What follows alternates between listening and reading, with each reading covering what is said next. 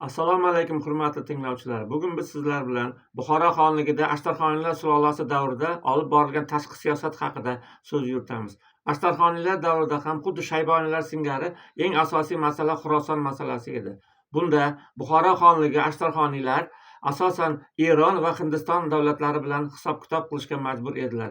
Ayniqsa Eron safaviylari Xurosonni egallagandan keyin eng asosiy e'tiborni hatto Marv va Buxoro Hirot shaharlariga qarata boshladi va bu esa o'z navbatida Buxoro xonligining janubiy chegaralarini mustahkamlash uchun siyosatini mustahkamlashga va katta e'tibor berishga majbur bo'ldi. Shuningdek, Buxoro xonligi Ashtarxoniylari Hindiston davlati bilan ham normal munosabatlar yuritgan. Bu davrda Boburiylardan Akbarshoh podshoh va undan keyin uning o'g'li Jahongir podshoh davrida bir necha marta o'zaro elchilik munosabatlari yo'lga qo'yilgan hamda savdo munosabatlari yo'lga qo'yilgan.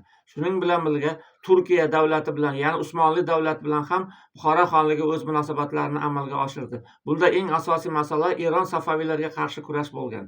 Endi Rus davlati bilan ham savdo munosabatlari yo'lga qo'yilgan edi. Lekin keyinchalik Rossiya hukumati Buxoro savdogarlariga bir muncha cheklovlar qo'yishni boshladi. Chunki Rossiyadagi metal mahsulotlarini tashqariga olib chiqish mumkin emas edi. Shuning uchun ham ular Buxoro savdogarlariga cheklov qo'ydi. Keyinchalik 17-asr oxiri, 18-asr boshlariga kelgan paytda rus elchilari Buxoroga faqatgina savdo-sotiq emas, boshqa masalalarda ham, maqsadlarda ham keldi.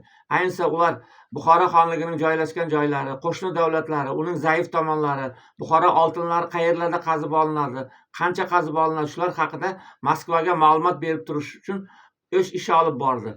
Bu esa o'z navbatida Buxoro xonligining zaif tomonlarini Rossiya bilib olib, keyinchalik uni egallash niyatlari ham borligini bildirar edi. Shuning bilan suhbatimizni shu yerda to'xtatamiz. Keyingi suhbatda uchrashguncha xayr, salomat bo'linglar.